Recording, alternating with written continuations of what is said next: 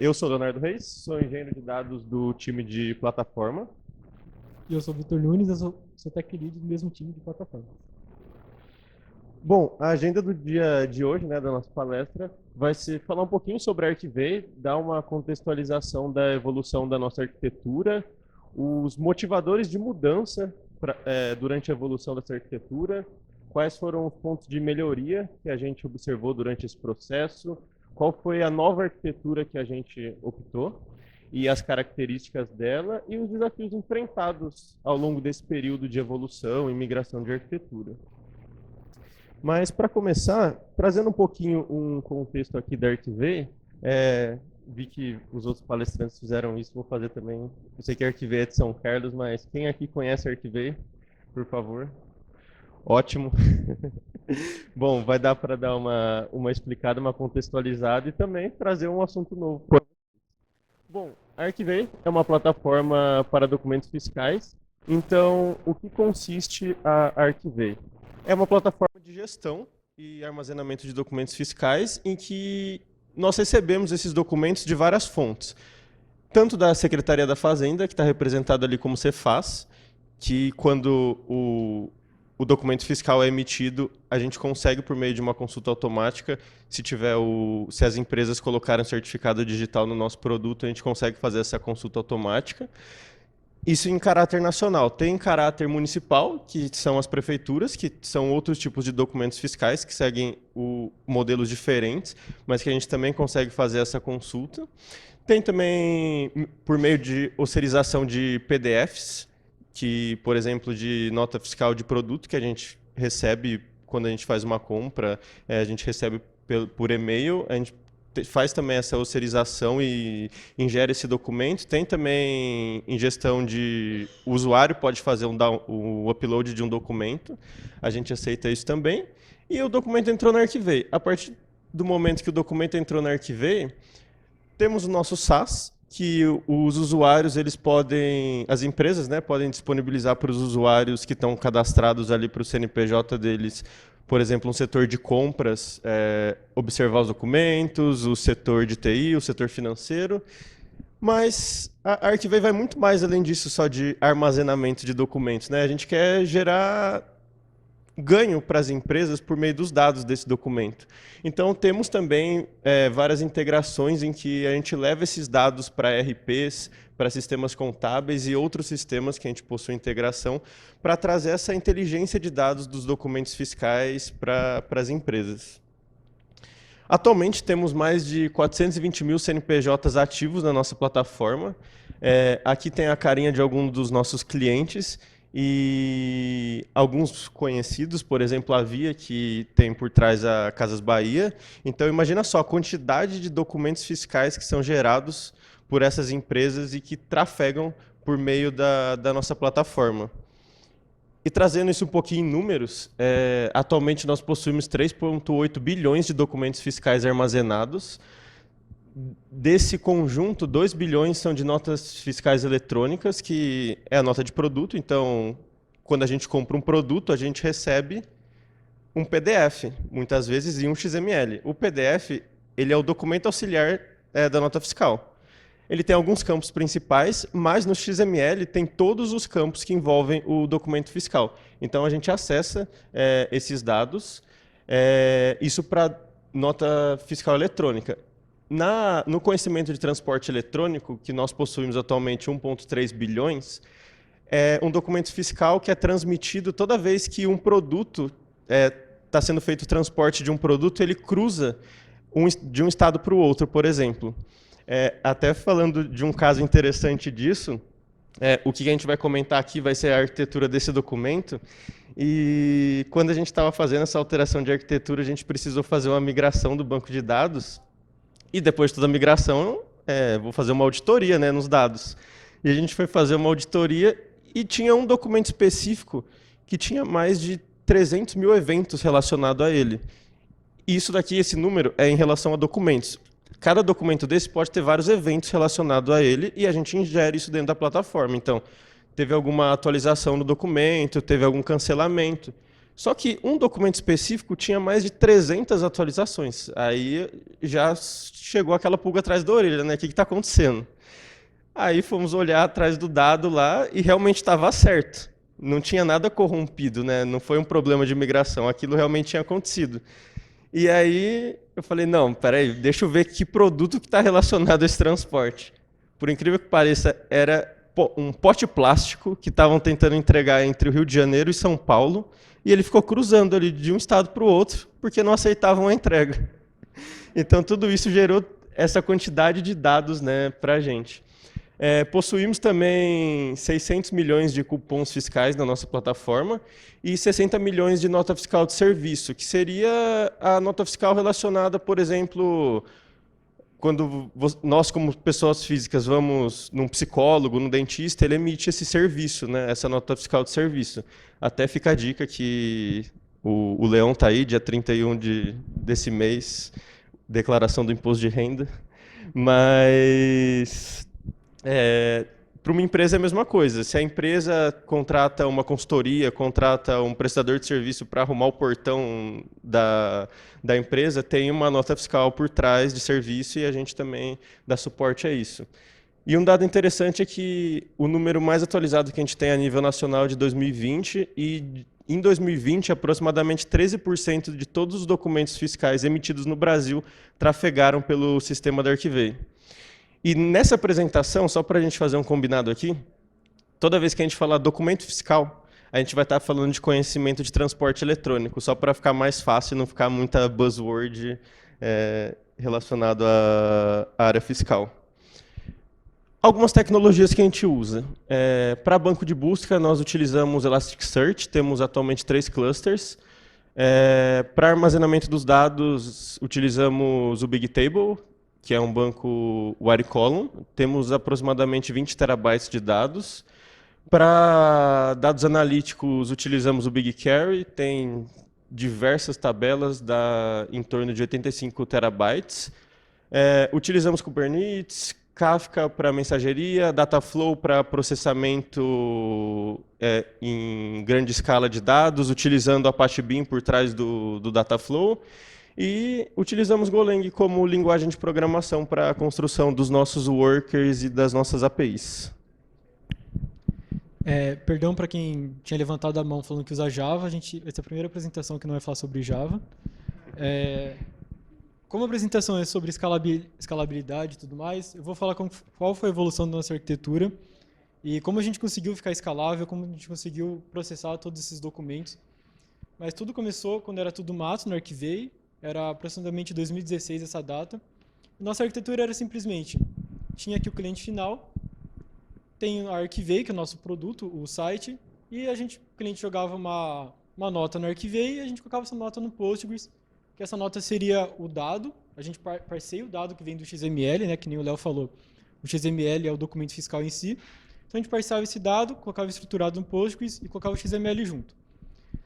Funcionou, era um MVP só, só que começou a acontecer foi que começou a crescer, a gente começou a vender mais, começou a ter mais clientes, até que uma hora começou a ficar muito pesado de colocar o XML, que é um arquivo grande relacionado aos dados, e o Postgres começou a não aguentar. A gente falou, beleza, vamos para uma segunda geração aqui de arquitetura, que foi pegar todos os XMLs que estavam no Postgres e jogar para um S3. O S3 é uma solução da Amazon que consegue armazenar bastante objeto e consegue fazer um get relativamente rápido, e a gente separou o dado que estava o dado XML do Postgres, colocou no S3 também, para dar uma balanceada, e a gente usou essa solução aqui de Cloud Search para clientes muito grandes, que o nosso primeiro cliente grande foi o McDonald's, e assim, era absurdo o caso de uso deles, tinham muitas notas, e não era McDonald's assim, McDonald's São Carlos, era o McDonald's, Arcos Dourados, todas as notas do McDonald's.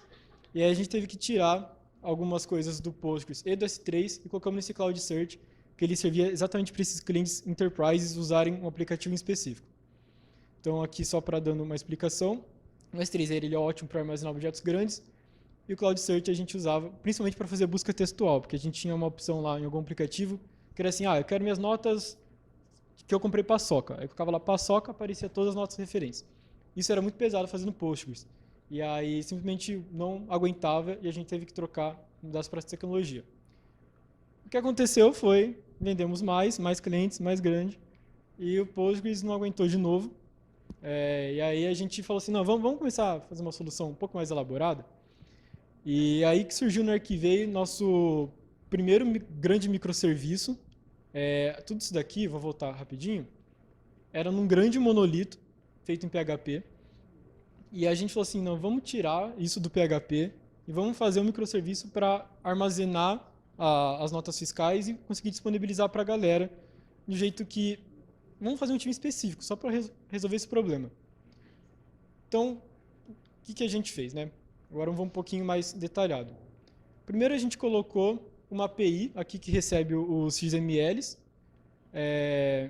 e uma outra API para buscar esses XMLs. Essa aqui era a nossa porta de entrada para o nosso cliente, que no caso o nosso cliente era o monolito.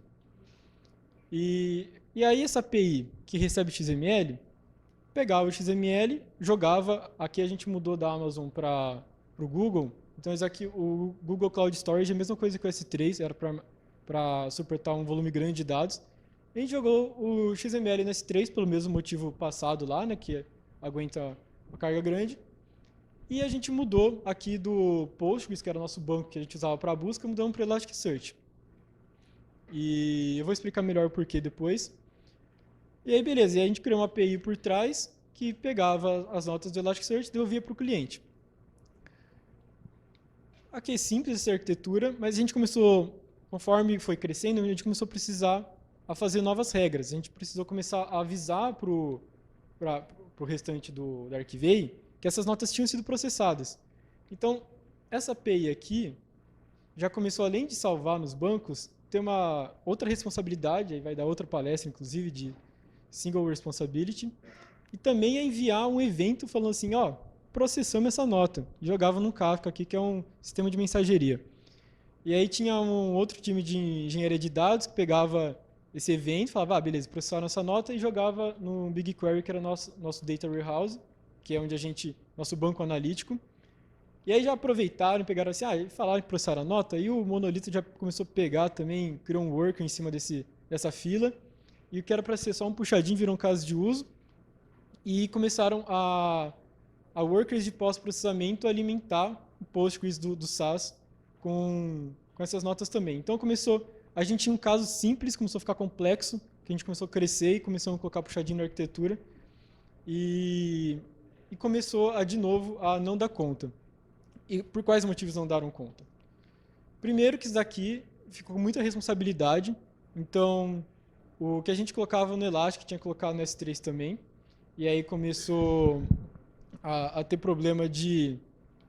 bom, isso daqui é uma API totalmente síncrona, né? Se a gente coloca alguma coisa no Elastic e depois dá erro de colocar no GCS, no Google Cloud Storage, a gente não vai ter banco mais consistente. Vai ficar um dado no Elastic, mas não vai ter esse dado aqui. Então, como reprocessar tudo isso para garantir que o dado está lá? Bom, a entrada foi o próprio cliente que colocou, então a gente teria que entrar de novo com o mesmo documento, então ia ter que ter uma ação manual de reprocessamento aqui, a gente não tinha uma transação, então conforme foi crescendo a gente começou a ver que tinha problemas e aqui para as coisas novas também dando já um motivo. O Kafka a gente usou porque, na verdade, não foi nem um time, né? Foi esse time de engenharia de dados que trouxe o Kafka por ser uma mensageria com partição ordenada, então era muito bom para esses eventos de assim, essa nota foi processada, então a gente tinha todos os eventos de forma ordenada. O Elastic a gente usou ao invés do Postgres, porque ele era ótimo para fazer filtro e busca textual, então até aquele exemplo da paçoca é muito fácil fazer no Elasticsearch. E o BigQuery foi usado como nosso banco analítico porque ele, pelo próprio nome, né, ele é ótimo para fazer queries grandes, então ele aguentava esse volume. E aí, lembrando, a gente continuava separando aqui o XML no GCS, porque o Elastic não aguentava, não é muito bom com documentos muito grandes, então a gente deixou o Elastic só com os filtros que eram necessários. E aí, na hora de essa API retornar aqui, a gente batia no Elastic, batia no GCS, fazia todo o aglomerado de informação e retornava. Mas, como eu disse, isso aqui não estava escalando muito bem, porque tinha inconsistência entre esses dois bancos, porque a gente não garantia a transação. E a nossa regra começou a virar um puxadinho de outras coisas que a gente não tinha planejado antes. Então a gente chegou para uma quarta geração, que é muito mais assíncrono. E uma coisa que a gente fez, até que está escrito aqui, a gente criou nossa fonte de verdade. Foi a primeira vez que a gente teve dentro da Archivei, essa noção de qual que vai ser a nossa fonte de verdade de nota fiscal. Porque até voltando um pouquinho, nossa fonte de verdade antes era o Elasticsearch tinha toda a verdade e o GCS também tinha toda a verdade. Então a nossa fonte de verdade estava meio distribuída. Então, o que aconteceu? Um pouco parecido com o de antes, a gente ainda continuou com as APIs de salvar uma nota e buscar uma nota, só que agora essa API não era mais síncrona, virou uma API assíncrona. Então o que ela fazia? Ela colocava no PubSub, que é um sistema de mensageria, e já retornava para o cliente assim, beleza, sua nota vai ser processada. Antes o cliente ficava esperando na tela, assim, esperando a nota ser processada em todos os lugares para receber a mensagem que, beleza, sua nota está no Archivei. Agora não, agora a gente falava, sua nota vai estar no Archivei eventualmente. E aí a gente colocava no PubSub, e aí tinha um worker que a gente criou intermediário aqui, que salvava tanto no GCS, o XML, não mudou esse caso de uso. E a gente criou um Postgres como fonte de verdade, que ele gerenciava quais notas tinham sido já processadas. Então a gente tinha regra de substituição em cima do Postgres e tudo mais. A gente guardava todo o histórico da nota aqui dentro dele. E aí a gente tinha esse mesmo worker. Ele ainda tinha responsabilidade de colocar no PubSub uma nota, assim, um evento falando assim, ó, essa nota entrou na fonte de verdade. O XML também está aqui. Então podem fazer o que quiser com ela. E aí sim tinha um outro worker só para colocar no Elasticsearch. Então qual que foi a maior diferença aqui? Deixando mais assíncrono, se desse um problema aqui para processar, a única coisa que a gente poderia fazer é voltar, a mensagem estava na fila, que não ia ser perdido da fila. Não precisava o cliente de novo fazer uma requisição para poder voltar a mensagem. Então a gente só poderia voltar a fila aqui e garantir que estava processando aqui. E aqui depois colocava no Elasticsearch pelos mesmos motivos de antes. E aí tinha a API que batia no Elasticsearch, batia também nos outros bancos para pegar essa nota e retornar para o cliente. A gente manteve o caso de uso lá de falar que a nota foi processada. A gente, de novo, fez um worker só com dupla responsabilidade. Não tínhamos aprendido na geração passada. E ele falava se a nota foi processada, aí mesmo fluxo, pegava o sistema de data engine, criava um data warehouse aqui no BigQuery, só que pelo fluxo e pelo jeito que a gente tinha feito, esse banco era D-2, então a gente tinha nota só 2 dias anteriores. E o SAS aqui, que é esse Workers e Postgres, podia pegar essas notas processadas e fazer o que quiser com elas. E aí coisas novas aqui. Por que a gente usou PubSub aqui e não Kafka? Porque o time não tinha domínio ainda usar Kafka e a gente precisava entregar um pouco rápido, só tinha PubSub no nosso conhecimento e a gente acabou colocando PubSub. E aí, uma coisa que eu gosto muito de falar é que todo dia a gente coda o legado que a gente vai reclamar amanhã. E a gente precisava mudar. Por quê? Porque teve muitos pontos de atenção na arquitetura anterior que começaram a ser gritantes com o passar do tempo. Então, mais cliente, alta volumetria. O custo do banco de busca estava muito alto. A gente sabia que a gente precisaria alterar essa arquitetura. E aí, até trazendo um link com a palestra do Rafael. Rafael, né? Pela manhã. Não sei se vocês lembram do exemplo que ele deu, muito bom, de transação bancária. A gente viu que a gente não tinha garantia de ordem nessa arquitetura. E um simples teste que a gente fez foi travar essa fila aqui, colocar todas as mensagens e deixar esse worker sem processar. E ligar ele de uma vez. Como ele salvava em 2 bancos, ele não tinha uma transação, a gente viu que a gente não tinha consistência. E um exemplo simples, não precisa entrar na regra de negócio da Archivei. Aqui no nosso site, no SaaS, o usuário ele pode colocar uma etiqueta no documento para referenciar. Só que vocês viram os clientes que eu mostrei para vocês. Tem clientes aqui que eles, por dia, têm mais de 380 usuários em uma conta ativos ao mesmo tempo. Então imagina se alguém coloca uma etiqueta e o outro vai lá e coloca outra etiqueta e isso daqui não me garante consistência. Como que a hora que ele ia buscar o documento na listagem ou emitisse algum relatório, ele não ia conseguir a garantia de que o dado estava atualizado da maneira que era para ter sido atualizado na mesma ordem. E essa falta de consistência impossibilitava da gente escalar horizontalmente. E por que a gente fez esse teste? Porque a volumetria estava alta e a gente precisava escalar horizontalmente. E veio nesse ponto que, quando a gente implementou essa arquitetura, é até legal falar disso, o PubSub ele não tinha garantia de ordem, não tinha sido implementado garantia de ordem ainda pelo Google. Na hora que a gente precisou mudar, tinha a possibilidade. E aí a gente fez esse teste, viu que a maneira que a nossa arquitetura estava não ia suportar isso, e uma das tentativas de melhoria foi implementar o PubSub ordenado. Na época, a gente chamou essas tentativas de melhoria de Quick Wins, e a gente viu que não ia ser nem Quick, nem Win.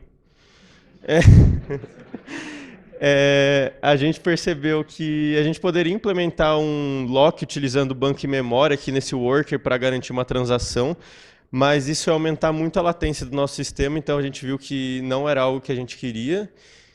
E para tentar reduzir o custo do banco de busca, o que acontecia? A gente precisava reindexar o Elastic.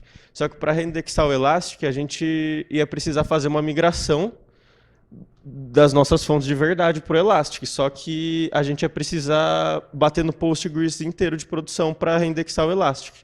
A gente viu que não era uma solução muito trivial e não ia ser tão legal fazer com o snapshot do Postgres, porque se a gente precisasse de novo, ia ser algo muito caro para a gente fazer. Então, a solução que a gente observou com esses não quicks e não wins foi migrar para uma nova arquitetura. Então, construir uma plataforma de processamento de dados que fosse escalável e fosse consistente. E já que a gente vai mudar e vai criar o legado que a gente pode reclamar ou não amanhã, a gente pode colocar uns pontos de melhoria, né? E não simplesmente só sair fechando buraco e tentando mitigar um problema isolado. Então, em relação a custo, a gente viu que a gente poderia reduzir mesmo o banco de busca de uma forma, o custo dele de uma forma mais eficiente, reindexando de outra maneira o Elastic, e reduzir o custo com armazenamento dos dados de negócio, porque nessa época a gente guardava os metadados ali no Postgres, tudo bonitinho, sem comprimir os dados, sem codar os dados, não tinha um contrato fixo além das estruturas que os workers utilizavam.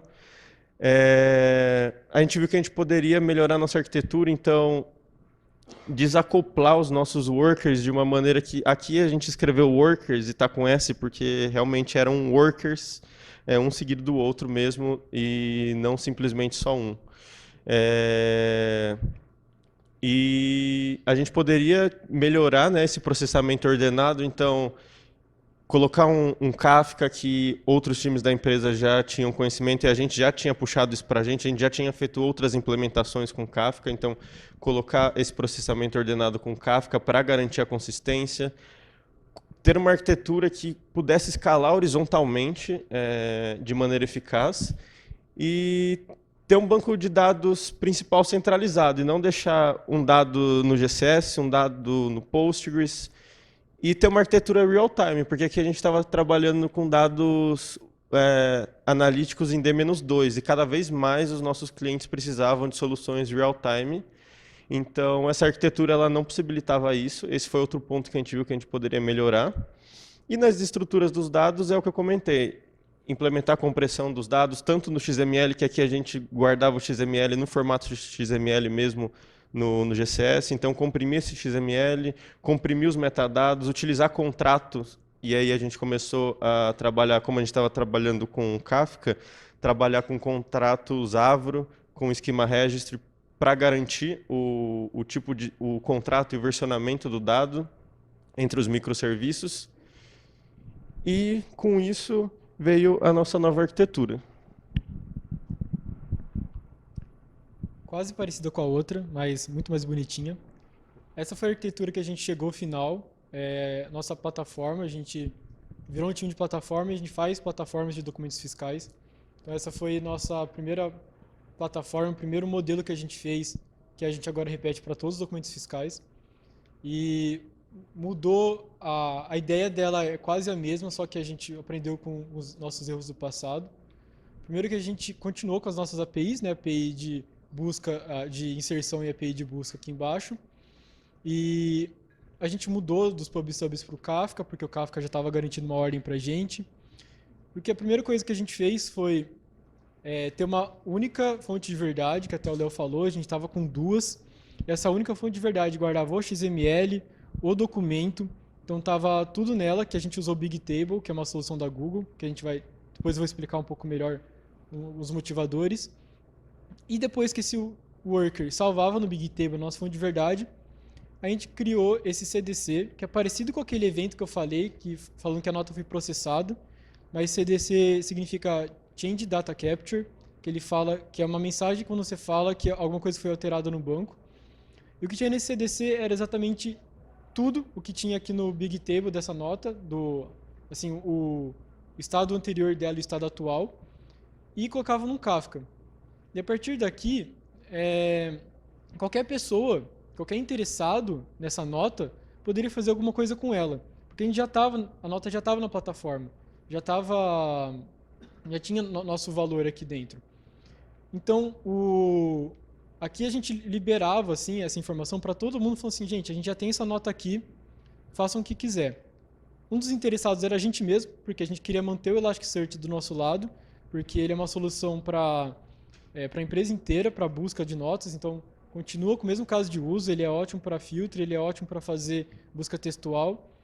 O BigQuery, que era o nosso DW, Banco Analítico, continua aqui com a gente também. E aqui, que nem o Léo falou, né? Aqui é o Workers. Então, diferente da arquitetura anterior, agora a gente finalmente separou um worker para cada banco. Então, essa caixinha aqui, na verdade, é uma caixinha para o Elastic, uma caixinha para o BigQuery. Então, agora cada worker nosso tinha uma responsabilidade única. Então, a gente não tinha problema de transação no mesmo worker. Agora eram duas caixas diferentes com a mesma entrada. Então, mas e se um worker desse problema? O outro já teria salvo no outro banco. Bom, seria só voltar à fila dele, que ele ter a responsabilidade de garantir que toda aquela fila vai ser lida e eventualmente o dado vai estar no banco de saída dele. Então, isso aqui a gente estava conseguindo garantir uma consistência muito boa entre os bancos. E aqui, nossa API, a gente tinha várias, agora ao invés de ter uma API só, a gente tinha várias, uma para cada banco. Então, tem uma API só para o Bigtable, uma API só para o Elasticsearch, uma só para o BigQuery, e que a gente devolve para o cliente essa informação, né? Então, assim como tem um worker para cada banco, uma API para cada banco. E aqui, como eu falei, a gente liberou o dado, então aqui agora já virou uma regra de negócio da nossa arquitetura. Ó, quem quiser pode fazer o que quiser com esse dado. Não é mais um puxadinho, não é mais um puxadinho de um worker que já existia que vai liberar. Não, faz parte da nossa arquitetura liberar o dado. E agora o cliente pode pegar com o worker que quiser e criar a solução que quiser com esse dado também. Mas eles também podem, se quiser, pegar das nossas APIs. E aqui a outra grande mudança é que nosso DW, que antes era D-2, agora a gente consegue fazer isso em real time, porque antes, até chegar no DW, tinha várias views dentro da nossa solução que deixava o D-2, mas dessa forma conseguiu deixar o real time. Então, das coisas novas que a gente acrescentou, que são mais importantes, o Bigtable a gente escolheu porque ele consegue armazenar um grande volume de objetos de forma estruturada e com get rápido. E aqui o CDC, só para falar, é o Change Data Capture, que eu já tinha explicado anteriormente. E aí, quais são as características dessa nova arquitetura, pensando naqueles pontos que a gente queria melhorar? Com esse isolamento da nossa fonte de verdade, a gente ficou muito mais fácil reprocessar nossos bancos de replicação, né, que a gente replica o dado aqui no Elastic e no BigQuery, ficou muito mais fácil a gente fazer migração do dado. Então, com isso, a gente fez assim, vamos mudar o Elasticsearch do melhor jeito que a gente conseguir, porque está fácil reprocessar ele. Então, a gente muda, testa, coloca o dado de um jeito, tira o dado daqui, de lá, e com isso a gente conseguiu deixar esse banco de busca do Elastic muito mais barato. Só que assim, fazer essa migração, a gente não pode fazer adoidado, porque ela é cara, né? A gente tem que subir réplicas de banco, tem que usar pipeline. E aí, fazendo o cálculo de quanto custaria essa migração e quanto o Elasticsearch ficaria mais barato, a gente não só tinha estimado, mas como viu no final, que nosso payback de migração foi de 3 meses. Então, depois de 3 meses, já a própria migração estava se pagando e a gente começou a economizar aí dinheiros com isso. E não só com isso, a gente agora começou a comprimir mais os dados, então nosso custo com armazenamento ficou muito menor. Em questão de arquitetura, para quem conhece, essa aqui é uma arquitetura CQRS, que é Command Query Responsibility Segregation, que o command seria nossa comando de inserção, que entra aqui por essa API, e nosso query seria o aqui da API de busca depois, que é o cliente fazendo essa busca pelo dado depois. E aqui nosso command ele é feito de forma assíncrona, né? O cliente só coloca lá, fala assim, eu quero inserir essa nota, então ele coloca nessa API, e o query é uma forma sync, que a gente bate, já pega o dado e já responde para o cliente depois. Aqui a gente conseguiu garantir ordem, que a gente estava com esse problema. Com o Kafka, que nem o Léo falou, né? A gente poderia usar o PubSub ordenado, mas a gente começou a ter um conhecimento melhor de Kafka, a gente aproveitou e usou ele. E a gente conseguiu escalar muito melhor nossos workers, que agora não tinha mais problema de transação, não tinha problema de precisar fazer lock. Então, nossos workers começaram a escalar muito mais, e aí sim a gente começou a aguentar uma volumetria muito maior por causa disso daí. E também, como agora a transação é única, a gente tem um banco só, a gente garantiu com uma escrita atômica que possibilitou tudo isso que já falei anteriormente. E não só isso, com a geração do CDC que a gente tinha falado, a gente conseguiu garantir a consistência entre os bancos, porque agora os bancos estavam com nossos workers tinham uma única responsabilidade, eles poderiam reprocessar do jeito que eles quiserem, sem depender dos outros. Então, a gente conseguiu garantir que todos os nossos bancos, seja o Elastic, o Bigtable, o nosso Data Warehouse, ficassem consistentes entre eles. E, por fim, com a criação do CDC e colocar nesse tópico aqui do Kafka, a gente libertou o dado e o resto da engenharia consegue fazer o que quiser com essa informação. Então, eles podem pegar e fazer uma solução única deles, podem fazer qualquer outra coisa, porque o nosso dado agora está liberto. E não só isso, a gente consegue também fazer soluções em real time com tudo isso.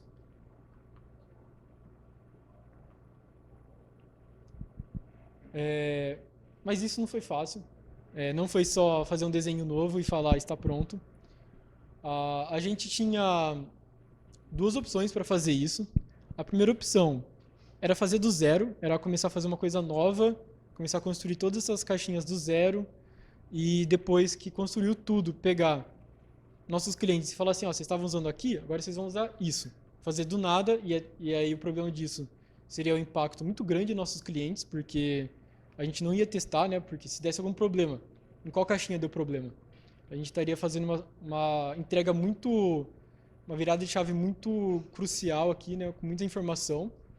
Ou a gente poderia trocar, aqui é a arquitetura antiga, caixinha por caixinha, até chegar nessa arquitetura nova.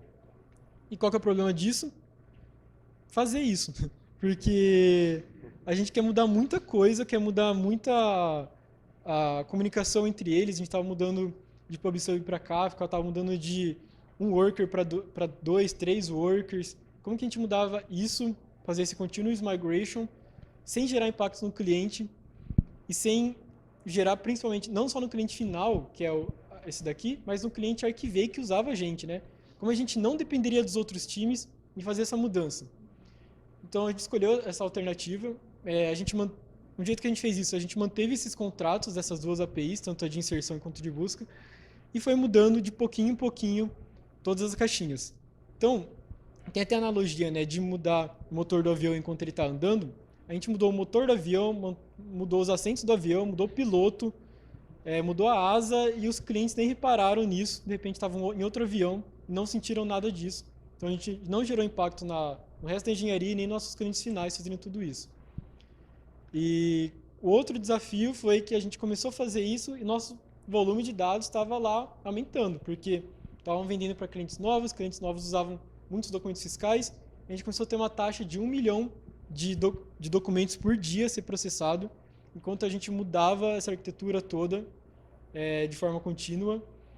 E na nossa migração, quando a gente foi migrar de fato, né, porque depois a gente teve uma hora que estava com o Postgres e o GCS, tinha que mudar, fazer a migração para o Bigtable. Essa migração foi quase 2 bilhões de documentos, a gente fez em poucas horas. Então foi um desafio grande também de como mudar, sem impactar também o Postgres que estava em produção, sem fazer um custo muito grande também, porque qualquer coisa, a computação é fácil se tiver dinheiro infinito. Então a gente tinha que fazer isso de uma forma barata. E não só isso, né, para fazer tudo isso, que foi o maior desafio, é o gerenciamento do projeto em si. Nosso time de plataforma ele é dividido em três, que a gente chama 3 departamentos. Um que cuida só da inserção, outro que cuida só da fonte de verdade e outro que cuida da replicação e a disponibilização dos dados. Então, é bem aquela história de faculdade, cada um faz sua parte e depois a gente junta. Só que a gente tinha que fazer isso e dar certo no final, porque na faculdade não precisava dar certo necessariamente. E aí teve uma gerência muito grande de qual peça a gente vai mudar primeiro, como a gente vai manter o contrato entre os departamentos para poder cada um fazer no seu próprio ritmo. Então teve uma gerência de projeto muito grande para ter as entregas simultâneas, um plano, né, para fazer toda essa migração e sem que a gente se desentendesse no final. E, spoiler, deu tudo certo. Foram desafios que acabou acontecendo. E aí, desse jeito, voltando aqui, foi com essa nova arquitetura que a gente conseguindo escalar, né? Conseguimos manter tudo isso, que a gente garantiu toda a escala, toda a consistência e conseguir processar mais de 1 milhão de registros em poucas horas que a gente recebe todo dia. Gente, é isso que a gente queria trazer para vocês. Até trazendo um caso de uso bem recente que nem deu tempo da gente colocar. Na verdade, 2. Algumas semanas a gente teve, por parte do time de SRE, uma atualização no nosso Kafka, que a gente teve um downtime.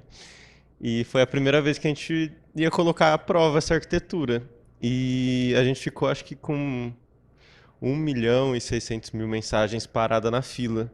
E a hora que o Kafka voltou, a gente processou em 16 minutos tudo.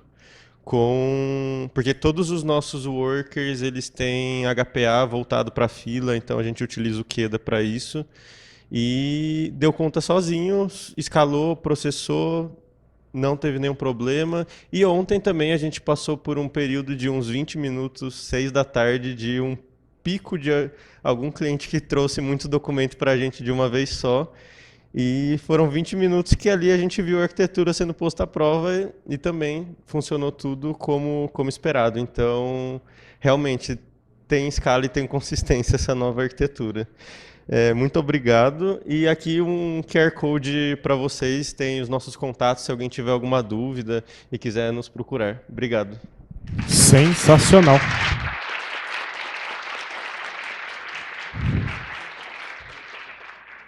Quem tem dúvidas, não pode ser da Arquivei. Bom dia. Vocês falaram... Boa tarde, é verdade. Vocês falaram que estão usando o Golang, mas nas arquiteturas passadas elas estavam em workers. Ali já era Golang já. E como que foi? Vocês poderiam falar, tipo, como foi o planejamento para poder fazer toda a migração de uma forma mais explicada?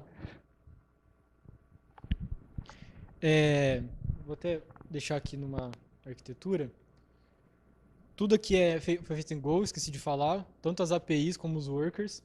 Eles foram feitos em Go desde o começo. Menos o monolito que era em PHP. E do planejamento, em que sentido você quer saber? Como a gente... os 3 departamentos se gerenciaram? Ah, tá, beleza.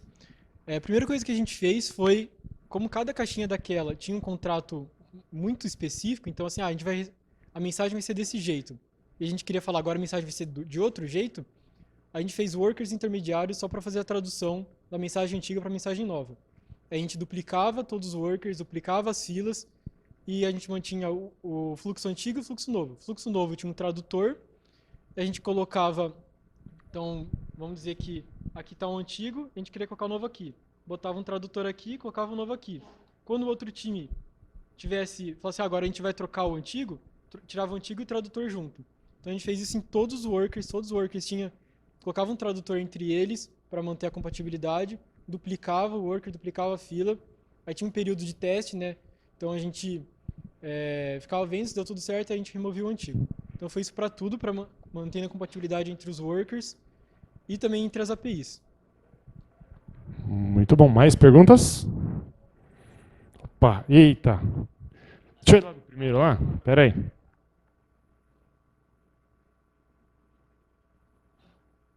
Quem foi que levantou? Ah, você.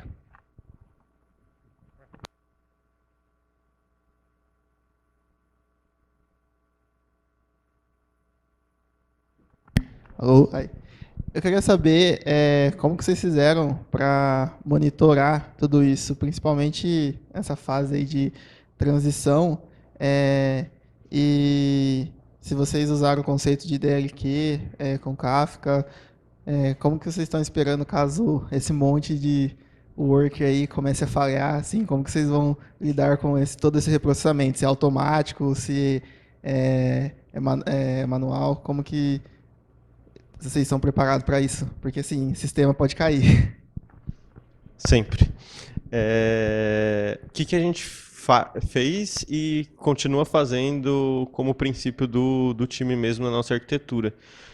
Todo o nosso worker, ele tem uma fila de DLQ, ele manda mensagem para essa DLQ, mas além disso, dentro da Archivay como um todo, na engenharia, a gente segue o princípio de uma arquitetura orientada a evento. Então, todos os nossos workers emitem eventos também, tanto de sucesso quanto falha. Então, com isso, a gente consegue saber o que aconteceu, e consegue reprocessar essas mensagens, saber qual mensagem a gente vai reprocessar. Então dá para plugar o nosso worker na DLQ ou mandar a mensagem da DLQ para a fila de novo para ter esse reprocessamento.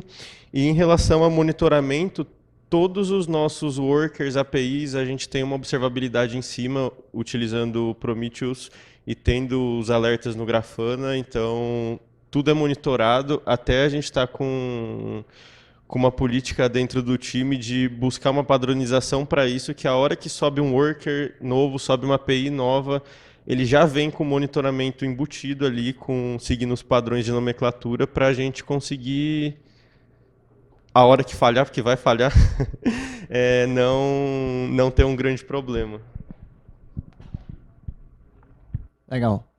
Parabéns pela palestra. Eu acho que manter e escalar qualquer coisa e mantendo a consistência é um super desafio, né? Geralmente é mais fácil abrir mão da consistência, até entendo, porque se algo realmente precisa escalar, você tem que abrir mão da consistência. O colega já fez a pergunta que eu ia fazer, que era referente a DLQs, né? Que é o que acontece quando uma mensagem falha e vocês falaram que mandam para DLQ. Só que, desculpa, eu perdi o começo da palestra, porque o nosso almoço atrasou e tudo mais, mas a pergunta é, o que eu entendi, de onde eu peguei, é que é muito importante que as mensagens sejam processadas na ordem. Mas a partir do momento que a mensagem vai para a DLQ e volta para a fila, ela já está fora de ordem. E aí eu pergunto, o negócio permitiu isso ou vocês fizeram alguma maracutaia, gambiarra lá para reprocessar isso? Porque o que eu digo é, mensageria, assincronismo, a ordem é algo, como eu posso dizer, fictícia. Os vendors vão dizer que existe, mas a verdade é que quem decide a ordem no mundo real é a ordem de negócio. Né? E provavelmente foi como vocês resolveram, mas eu estou curioso para saber qual foi a solução de vocês.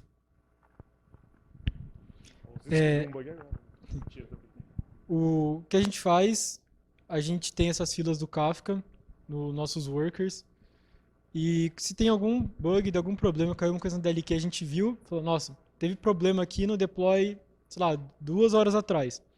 A gente identificou, então a gente está com 2 horas de dados incorretos no banco, que a gente faz é corrige e volta a fila para 3 horas atrás e reprocessa tudo de novo. Então, a gente tem no Kafka uma retenção de 7 dias. Então, a gente tem que, graças a todas as monitorias e observabilidades que o Léo falou, ele tem 7 dias para... Só que a gente vê em poucos minutos que alguma cagada foi feita. Mas, assim, já teve casos a gente ter que voltar... Por demorar para investigar, para entender, ter que voltar 2, 3 dias assim a fila.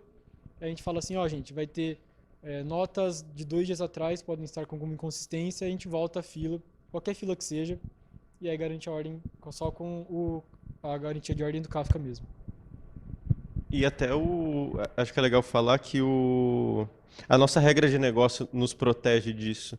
Então, por exemplo, tem várias maneiras de um usuário colocar o mesmo documento. Aí você me pergunta, e se for o mesmo documento entrar de várias maneiras? A nossa regra de negócio por trás nos protege disso. Então, a gente consegue mesmo... Teve algum problema, algumas foram processadas, outras não. Opa, mesmo se a gente voltar, já tem coisa errada no banco. A hora que reprocessar tudo voltando, a nossa regra de negócio ela vai garantir que o dado vai estar consistente como a gente promete para o nosso usuário. Muito bom, muito bom, muito bom. Valeu.